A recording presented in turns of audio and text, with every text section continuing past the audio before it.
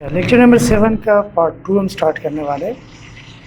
यहाँ तक हम कर चुके थे कि इंडक्टेंस हम कैलकुलेट कर सकते हैं। तो इसी तरह ये दूसरा फैक्टर जो है इंडक्टिव रिएक्टेंस, ये कैसे कैलकुलेट करते हैं। इसके लिए हमें पता है कि इंडक्टिव रिएक्टेंस का फॉर्मूला है XL is equal to 2 pi F frequency of supply into L। अब ये एल की वैल्यू यहाँ से आप पुट करेंगे हेनरी पर माइल की, या इधर से पुट करेंगे हेनरी पर मीटर की, और बाकी 2 पाई कांस्टेंट है। फ्रिक्वेंसी आपके पास 50 भी हो सकती है, 60 भी हो सकती है। तो ये एक फोर्थ फार्मूला आपके पास बन गया। अपेरेंटली हम देख रहे तो हमारे पास 4 की बजाय 5 फार्मूले आ चुके हैं। एक हमारे पास एल का सॉलिड के लिए, जिसमें यहाँ पे आर था, एक स्ट्रैंडेड के लिए यहाँ पर GMR है। दूसरा हेनरी पर माइल में एक L D divide by R के लिए है, जो कि सॉलिड कंडक्टर के केस में था, और एक henry per mile G divide by GMR। और पांचवा फार्मूला इन सब से आप डिराइव कर सकते हैं। सिंपली आपने एल की रिस्पेक्टिव वैल्यू यहाँ पे सब्स्टिट्यूट करनी है। अब हम डिस्कस करते हैं थर्ड लाइन कांस्टेंट कैपेसिटेंस। एक चीज़ जो रहती है यहाँ पे वो है इंडक्टेंस का रिप्रेजेंटेटिव मॉडल। तो इंडक्टेंस को भी सीरीज मॉडल से रिप्रेजेंट करते हैं। आप एक्सेल यहाँ पे लिख ले या एल लिख ले, तो सीरीज मॉडल रिप्रेजेंटेशन यूज़ की जाती है फॉर इंडक्टेंस। अब हम स्टार्ट करने वाले हैं capacitance line constant, capacitant and capacitive reactance.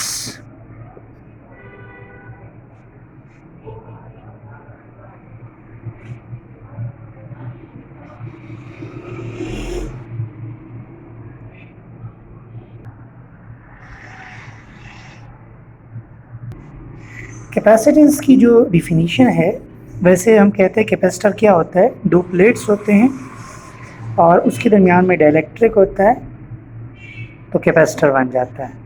अगर ये प्लेट एक पॉजिटिव पोलैरिटी में हो, मतलब एक डिफरेंट पोलैरिटी पे हो, दूसरा डिफरेंट पोलैरिटी पे हो, तो फिर ये कैपेसिटर का बिहेवियर होता है।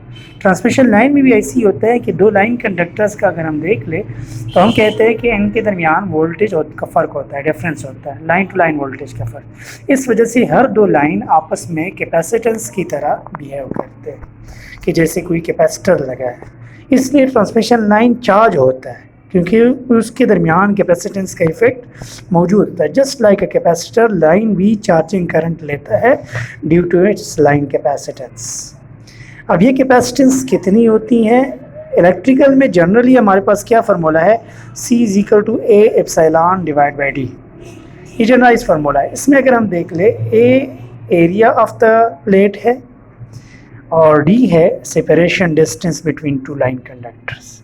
अगर हम ये फार्मूला ट्रांसलेट कर ले ट्रांसमिशन लाइन के ऊपर, तो ट्रांसमिशन लाइन के लिए जो कैपेसिटेंस का फार्मूला बनता है वो बनता है 2 pi epsilon divide by log to the base 10 of, या log to the base E कह ले या नेचुरल लॉग कह दें, natural log of D divide by R farads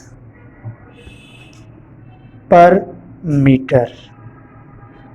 तो ये फेराड्स पर मीटर में हमारे पास कैपेसिटेंस की वैल्यू है।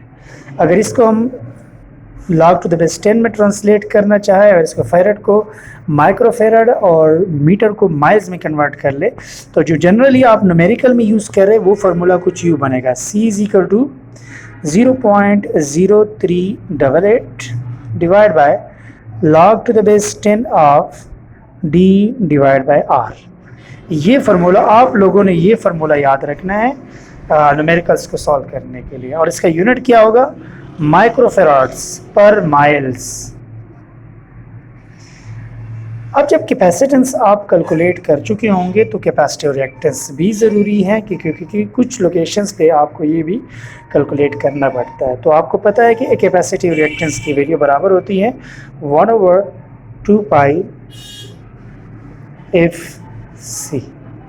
लाजमी बात है कि XC तो हमें पता है फाइंड करना है, सी हम फाइंड कर चुके हैं, ये जो मैंने एनसर्कल किया है, ये वाली पूरी की पूरी वैल्यू आप यहाँ पे सब्स्टिट्यूट कर लेंगे और फ्रिक्वेंसी ऑफ सप्लाई आप यहाँ पे सब्स्टिट्यूट कर लेंगे। तो ये दो फार्मूलाज आप कैपेसिटेंस के लिए और ये वाला कैपेसिटिव रिएक्टेंस के लिए आप यूटिलाइज करेंगे।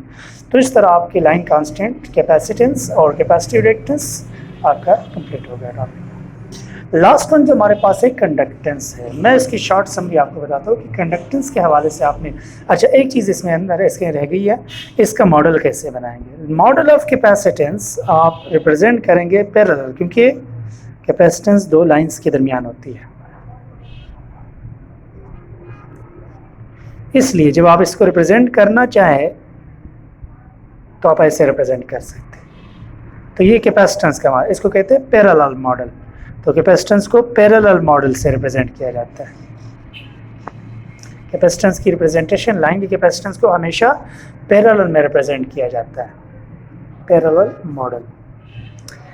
अब हम कंडक्टेंस के हवाले से थोड़ी सी डिस्कशन करना चाहते हैं। कंडक्टेंस जिसको हम जी से रिप्रेजेंट करते हैं, ये रेसिप्रोकल ऑफ रेजिस्टेंस है।